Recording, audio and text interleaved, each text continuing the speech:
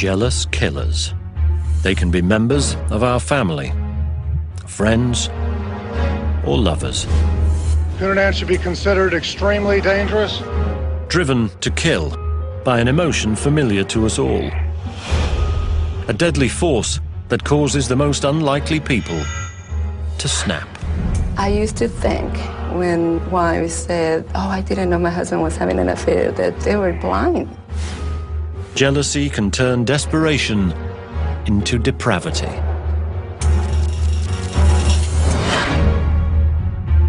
A scale exists to measure the darkest corners of human behavior. Acts of evil. It weighs the criminal mind and the crime. From impulsive attackers to serial killers, this 22-point scale attempts to determine who are the most evil.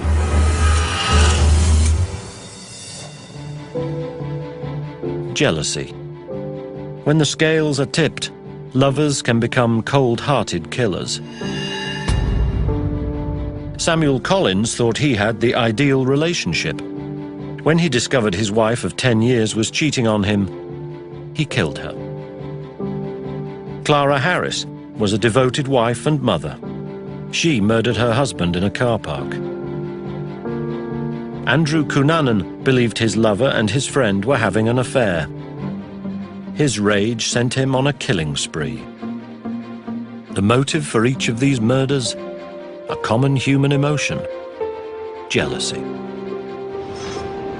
Now there is a scale with 22 levels designed to decode a killer's motive, method, and mind. The scale's creator is Dr. Michael Stone, a forensic psychiatrist at New York's Columbia University. Jealousy is a fundamental emotion we all share, but we have very little control of it. Once jealousy is triggered, it can take us to a very dark place. For decades, Dr. Stone has been researching history's most dangerous killers and attempting to quantify evil. Crimes of passion pose a unique challenge. Such acts of violence are often committed by people with no history of violence, no criminal background. Traditional crimes of passion rank at only 2 on the scale of evil. These so-called understandable murders are often committed by everyday people who snap in a moment of blind rage. But many factors can drive the conventional crime of passion up the scale. Narcissism and psychotic behavior, as well as the degree of violence and the lack of remorse the killers may feel in the aftermath of their actions. As Dr. Stone considers his case files, several key characteristics of jealous killings emerge. One of the most significant is that crimes of passion happen when they are least expected. Ridgefield, New Jersey, a suburb of New York City. September the 26th, 1999, was 39-year-old Gladys Ricart's wedding day, a day she had dreamed of all her life. A videographer captured the happy wedding party. As they prepared to depart for the church where the groom was waiting, an uninvited guest burst in and shot Ricart 3 times.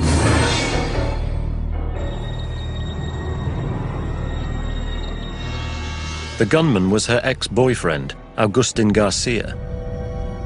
At his trial, Garcia told the courtroom that he had killed Ricart in a fit of passion. The jury found him guilty of murder and sentenced him to life in prison. I find it hard to believe of anything more heinous and cruel to a family than to see their loved one killed in front of them in her wedding dress. Ex-lovers are sometimes unable to let their relationships end and strike out with brutal force against the person they once loved. Garcia's murder of Ricart on her wedding day is terribly symbolic. This kind of vengeful intimacy is typical of a crime sparked by jealousy. Even more shocking are the jealous killings which seem to materialize out of nowhere, breaking bonds that seem to be indestructible. Even the happiest, most committed couples are not immune to jealousy.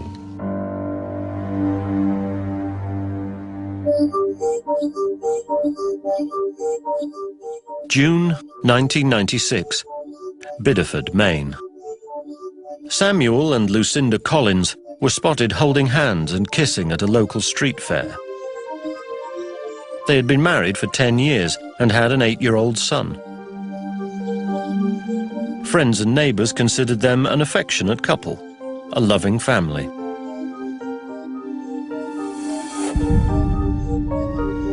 Some weeks later, Samuel went round to Lucinda's workplace to surprise her. There, he spotted her kissing another man. His wife was having an affair with a colleague. Samuel drove home, consumed with rage.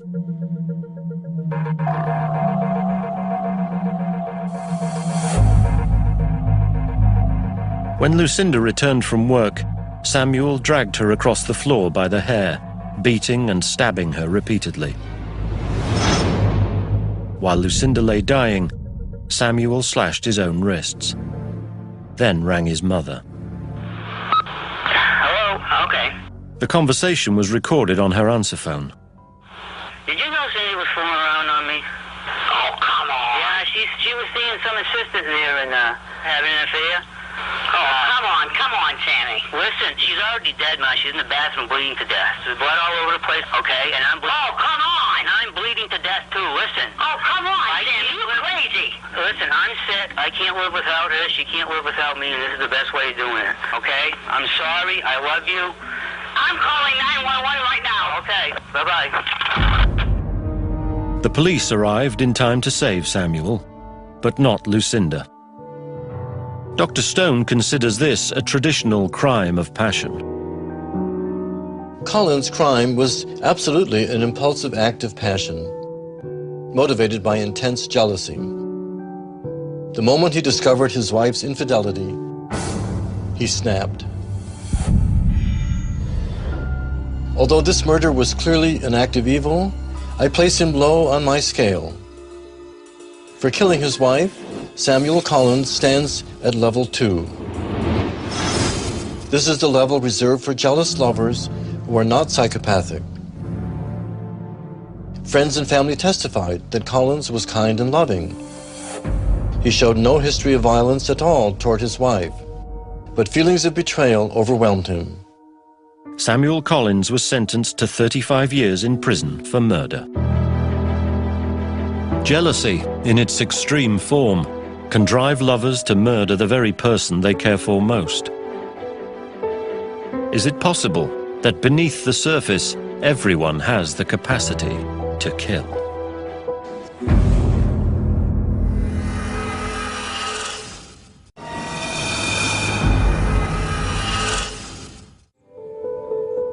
Jealousy is a universal emotion. The victims can be those whom we have spent years of our lives protecting.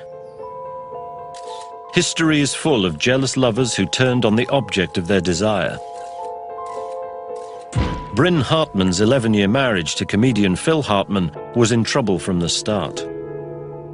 Her jealousy of Phil's first wife consumed Bryn, sending her into a spiral of drug and alcohol abuse. We are investigating this as a possible murder-suicide. On May the 28th, 1998, she fatally shot Phil before turning the gun on herself as their children slept in another part of the house. American counterculture figure Ira Einhorn was devastated when his girlfriend, Holly Maddox, left him in 1977 and began to date another man. He lured her back to his Philadelphia apartment in September of that year and killed her. A year and a half later, a foul odor led police to Holly's decaying body, stuffed in a trunk in a wardrobe. Jean Harris endured a relationship racked with infidelity for 14 years before she finally snapped. She shot to death her lover, the creator of the famous Scarsdale diet, Dr. Herman Tarnauer, in his New York home on March the 10th, 1980. The constant torment of his affairs had driven her to murder the man she wanted to marry. Dr. Michael Stone thinks the suddenness of this sort of crime is a distinguishing feature. While jealous killings fall low on my scale, the nature of these crimes makes them, in a way, more terrifying. Peaceful people with no history of violence suddenly lash out, killing their loved ones and destroying their own lives as well.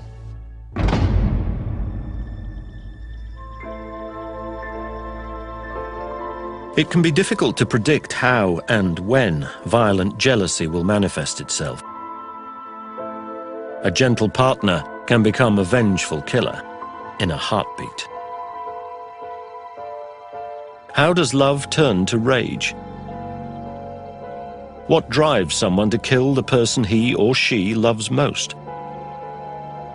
Dr. Helen Fisher, an anthropology professor at Rutgers University, has conducted extensive research on love. She is fascinated by its darker side. I think that romantic rejection is one of the most powerful human experiences on earth, with tremendous consequences. People commit suicide, homicide, or slip into a clinical depression, or stalk their victims. These crimes of passion are extremely debilitating. Not only are you profoundly affected, but really all the people around you are affected. Dr. Fisher invited 15 rejected lovers to take part in a study. When did you start your relationship with Julie? She interviewed them at length about their failed relationships. We were together for 6 months. My most important question was, what percentage of the day and night do you think about this person? Because I wanted to establish that they were truly obsessed. Maybe about 40–50% of my day, and about 80% at night. So you got somebody camped out in your head? Basically, yeah. In addition to obsession, many of the subjects also expressed anger. I want to ask why, over and over. When I began to see the intense rage that some of our participants expressed, I suddenly realized that love and hate must be very well connected in the brain.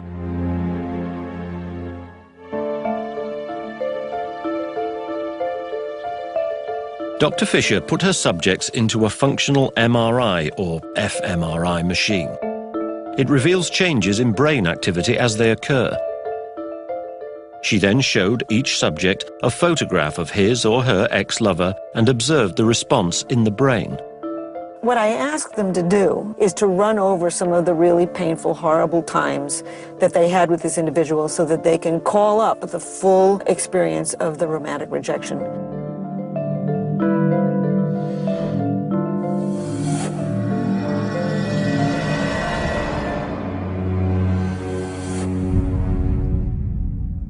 Okay, let's take a look and see what we've got here. The scans show that both love and rage are active in a rejected lover's brain. We found activity in brain regions indicating that these people remain intensely romantically in love. We also found activity in regions associated with anger. So the people in that machine were feeling two things: intense romantic love and anger. The simultaneous experience of love and rage in the brain helps to explain how easily a jealous lover can snap. Jealousy is an extremely powerful emotion that enables us to feel intense hate for the people we love the most. Rationality becomes a non-factor. A doting spouse suddenly finds the urge to kill. Everyone is susceptible to its influence. And many people don't realize until it's too late that they are acting under jealousy's control.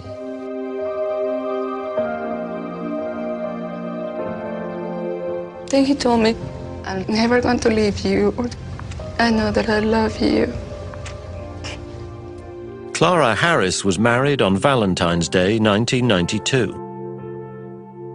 Together with her husband David, she ran a successful dental practice. Business was brisk, and they led a comfortable life in the suburbs of Houston, Texas. A seemingly enviable couple, their picture-perfect life included twin boys. Clara appeared to be secure in her marriage.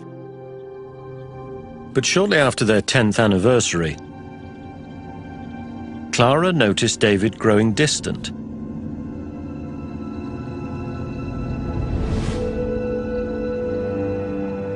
When she confronted him, he admitted to an affair with his receptionist, Gail. Clara was devastated. She demanded David tell her about Gail. According to David, Gail was younger and more attractive than Clara and catered to his needs. Clara took notes during their conversation, comparing herself to Gail, writing down her own shortcomings.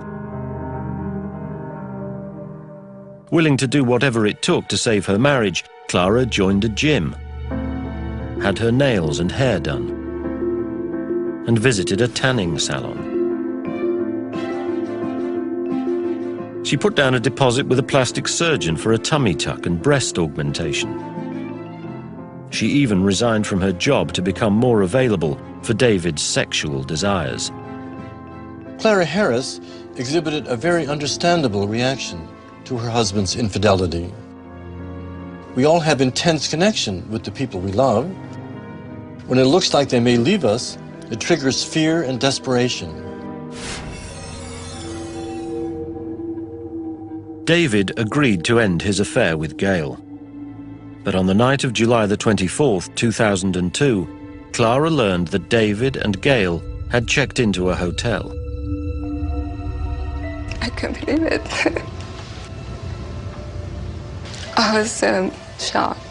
I started shaking. And I started crying. When Clara sees David and his lover, a jealous wave of rage overwhelms her. When I read about these stories, I actually think I'm reading about somebody else that is not me. When Clara saw her husband with his mistress, her jealousy exploded. She attacked him in the hotel car park, hitting him head-on with her car and running him over several times. As David lay dying, Clara stepped out of the car to tell him that she loved him.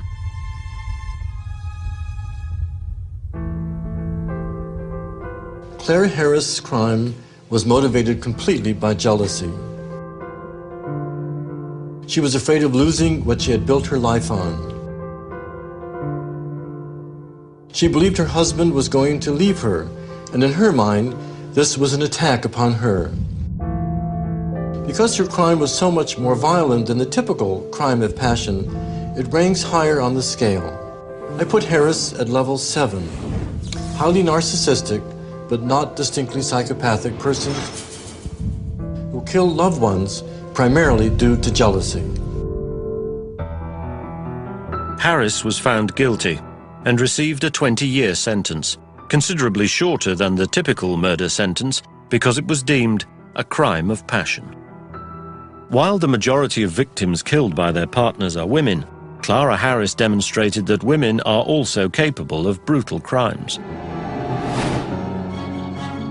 Are men and women affected by jealousy in the same way? Do the same things set them off, driving them to acts of extreme violence against their loved ones?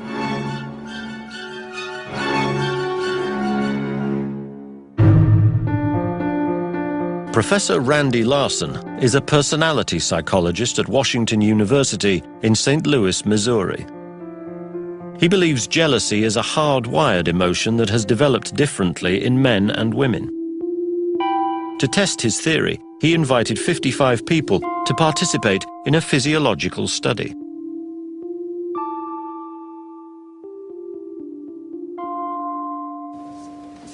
Please have a seat. They came to the laboratory individually for a 2-hour session. Okay, I'm going to put 2 electrodes on your forehead. First one right here.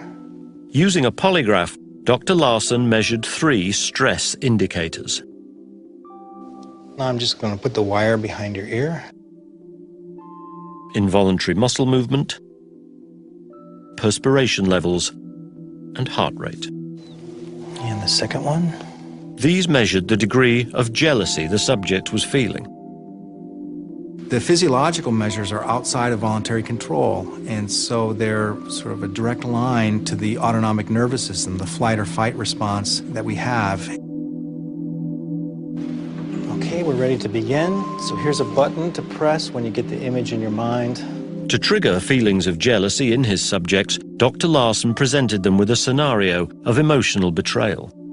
Please think of a serious romantic relationship you have had in the past, or that you currently have. Now, imagine that the person with whom you're seriously involved becomes interested in someone else.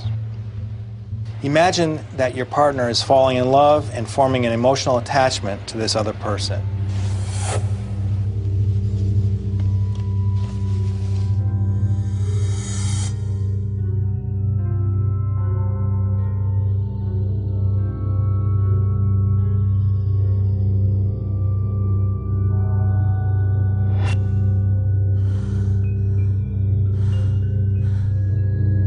When the subjects had the imagined scenario clearly in their mind, they pressed a button.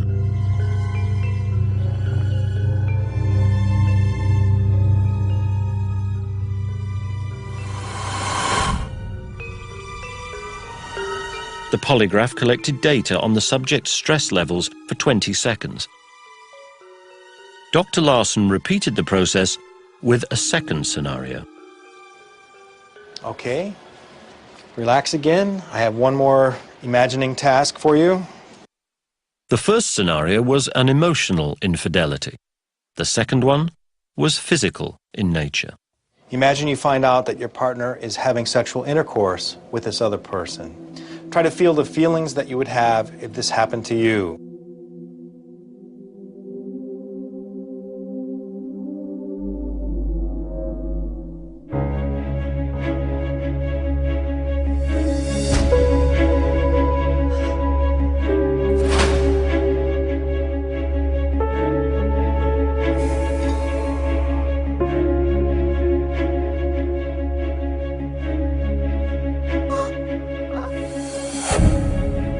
The male subjects had a much stronger reaction to the idea of a sexual betrayal, exactly the opposite to the female's pattern.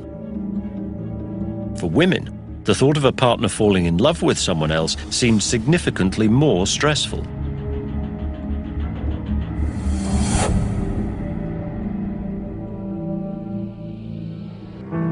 Are Dr. Larson's findings borne out by criminal history? Clara Harris tried to save her marriage after learning of her husband's physical relationship with another woman. But when she saw him with his lover, after he had promised to end the affair, Harris felt threatened by their emotional bond and was driven over the edge. Samuel Collins did not wait to find out how serious his wife's affair was emotionally before he stabbed her to death.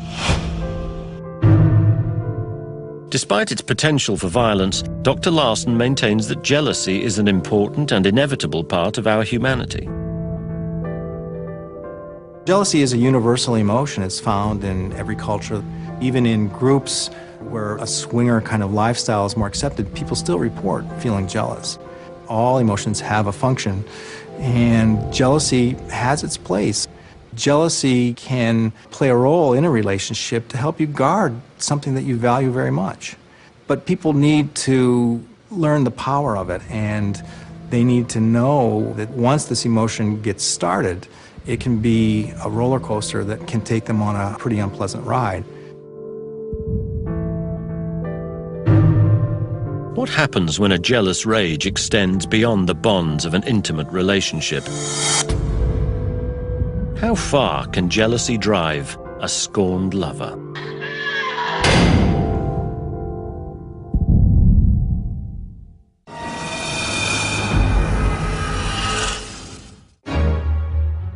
Forensic psychiatrist Dr. Michael Stone knows evil. For decades, he has researched murderers' motives and mindsets, ranking their crimes on his 22-level scale of evil. Crimes of passion, or violence born of jealousy, present a challenge to Dr. Stone. A jealous lover can turn against a partner even in the absence of an aggressive past. In some cases, the violence continues even after the object of a jealous rage is eliminated. In the most extreme cases, innocent bystanders can get caught in jealousy's crosshairs.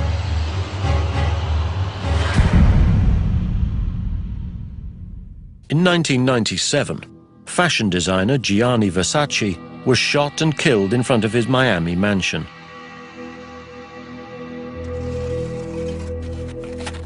As the world mourned the loss of an international icon, locals wondered who would want to kill one of the city's most loved residents. Witnesses described a man seen fleeing toward a car park. There, police found a pile of clothes, still damp with perspiration, near a truck.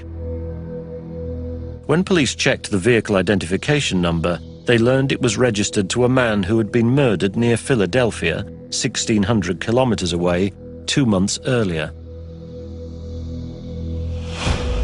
The prime suspect in that case was Andrew Cunanan, a name well known to police. Cunanan was suspected of a string of murders that had begun 3 months earlier in Minneapolis in the Midwest. But the murder of a public figure would be a first for Cunanan.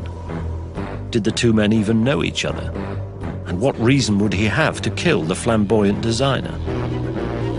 By examining Cunanan's background, Dr. Stone begins to piece together a portrait of a man whose life was plagued by jealousy. The killing of Gianni Versace is purposeful and very public. The killer wants to make headlines and announce his presence to the world.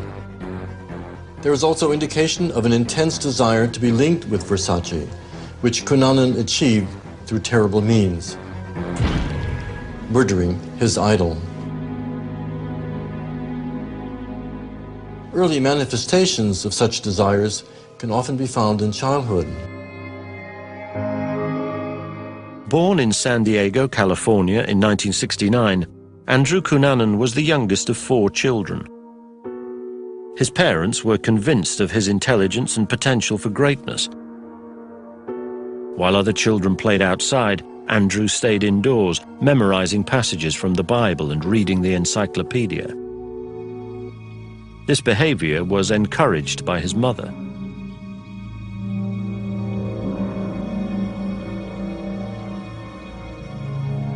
At a very early age, Andrew developed a sense of entitlement beyond his means. His parents granted him special privileges without reason, never holding him to the normal benchmarks of his successful youth. It was at this time that Andrew learned to love the finer things in life, without ever learning how to achieve them.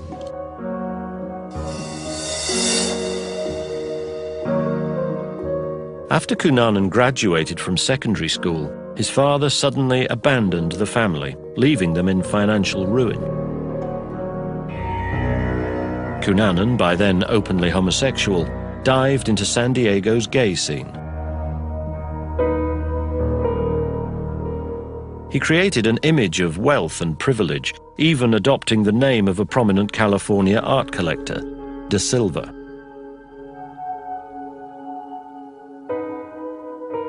Cunanan's tall tales rewarded him with an entree into a world of money and decadence. Older, wealthy men paid him for his company.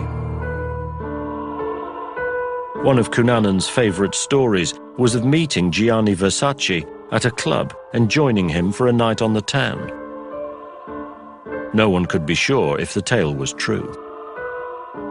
But before long, many in Cunanan's social circle began to lose patience with him and his deceptiveness. In 1996, Cunanan's boyfriend, David Madsen, decided to move on. The breakup crushed Cunanan. After months of depression, he announced that he was moving to San Francisco for a change of scenery.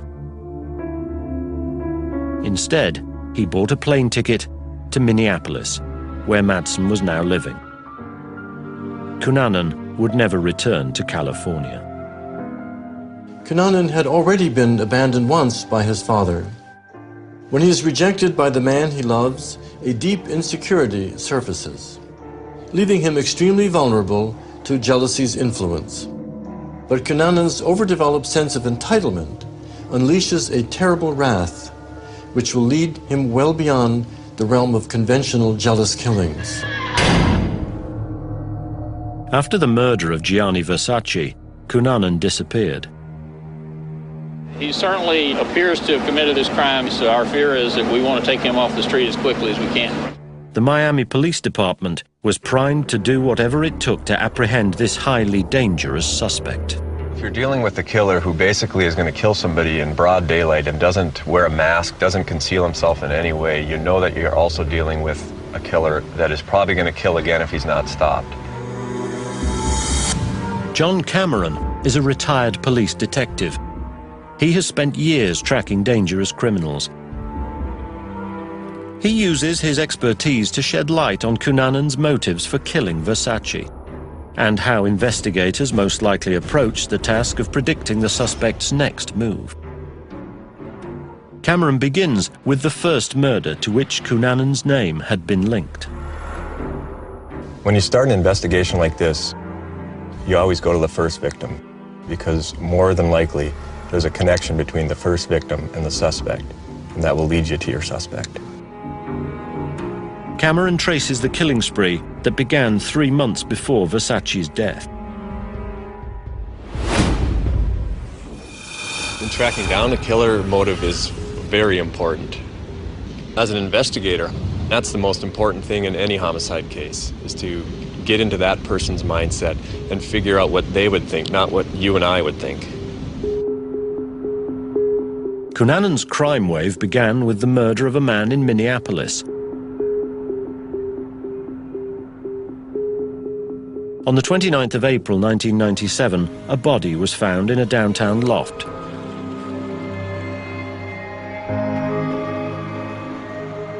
Jeffrey Trail had been beaten to death with a hammer and left to rot, rolled up in a rug. The loft where Trail's body was found belonged to David Madsen, who had gone missing. This case had the signs of a jealous killing. It's always very personal and it's brutal, and they use unusual weapons because they usually use what's closest at hand rather than planning it out. The big suspicion was David Madsen probably killed Jeffrey Trail over a lover's quarrel. 4 days later, Madsen was found shot to death along the shore of a lake north of Minneapolis. With the main suspect in Trail's murder now dead, police had to dig deeper. At the time that the killing happened, nobody really knew that Andrew Cunanan had flown to Minneapolis and was staying with David Madsen and Jeffrey Trail. When police searched a black bag found in Madsen's loft, they discovered bullets. They were of the same caliber as those used to kill Madsen. It wasn't until David Madsen's body was found that the detectives pulled it out of evidence and found the name Andrew De Silva on the black bag, which was the name Andrew Cunanan had used in California. So that tied Andrew Cunanan to the homicide of David Madsen and Jeffrey Trail. What reason would Cunanan have had to kill them? He knew both men. Trail was an old friend from San Diego, Madsen Cunanan's ex-boyfriend. Flight records showed that Cunanan had flown from San Diego to Minneapolis on April the 25th, 4 days before Trail's body was found. There was no return ticket. Did Cunanan suspect Trail and Madsen of having an affair? Could jealousy have been the motive? Andrew Cunanan snapped in San Diego. He bought a one-way ticket to Minneapolis, which suggests to me that he had no intention of ever returning. He was going to go and win back either Jeff Trail or David Madsen and hopefully live with them forever after, and that didn't happen. And so his other ulterior plan was just to kill them.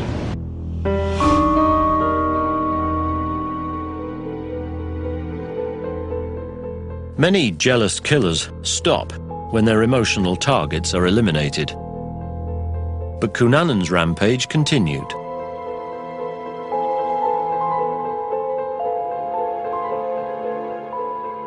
Desperation can make a criminal extremely dangerous, extremely paranoid, and it can cause him to do things that normally he would not do.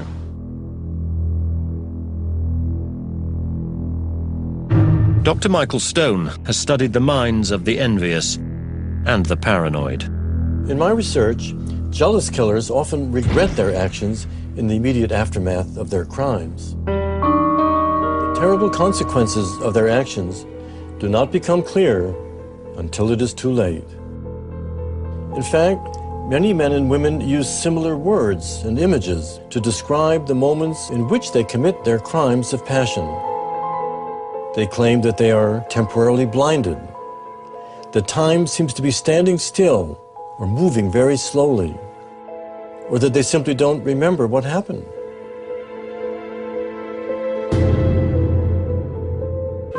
Chicago, May the 4th. The day after Madson's body was discovered, property mogul Lee Miglin was found brutally murdered in his garage. His luxury saloon car was missing. 3 days later, a police officer checked the number plate of a heavily ticketed Jeep parked around the corner from Miglin's house. It was registered to David Madson. And at that point, they knew that Cunnanan was involved in Miglin's murder and that they had a manhunt. Miglin's murder was a turning point. Cunnanan was targeting not only people he knew, but anyone who hindered his flight from the authorities. The murder of Lee Miglin wasn't a jealous killing.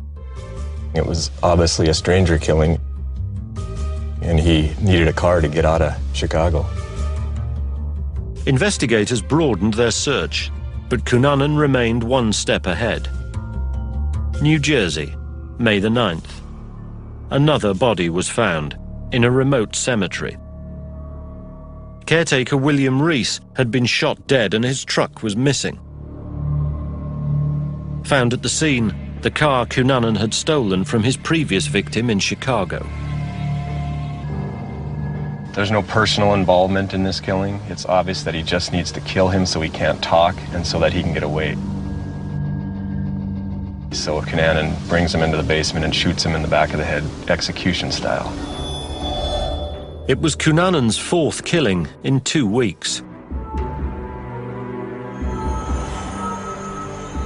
Jealous killers are more dangerous to the people that they're mad at or jealous with. But once that's over, then they're usually not going to go on a killing spree. Andrew Cunnanan's rage had taken him far beyond the typical crime of passion. After shooting William Reese in New Jersey, Cunnanan went underground. He's a con man, and unfortunately, because he changes his description so often, it's been very difficult to apprehend him. Then Cunnanan made a deadly reappearance. On the 15th of July 1997, Gianni Versace was murdered in Miami. It appeared that the Italian fashion designer had become Cunnanan's 5th victim. The FBI joined the Miami police in a manhunt for a serial killer. Cunnanan should be considered extremely dangerous and armed at this time. Authorities uncovered an important clue in the investigation, a receipt from a pawn shop signed by Cunnanan.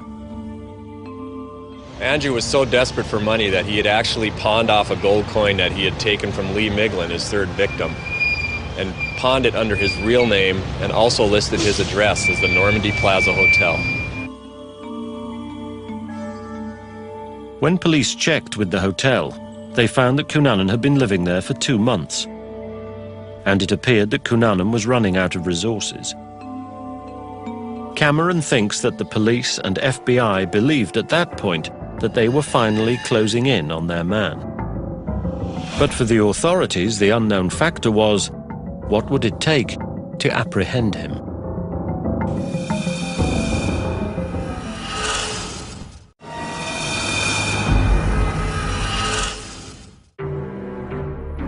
Dr. Michael Stone has spent years analyzing the criminal mind.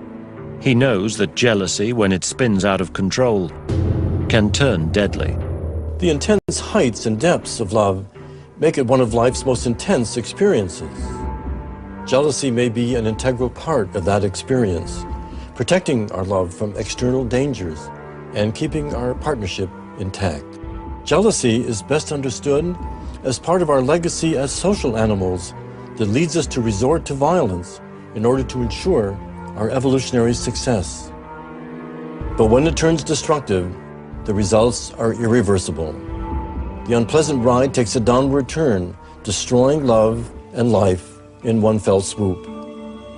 Some, driven by jealousy, persist in acts of violence even after the object of their anger has been eliminated.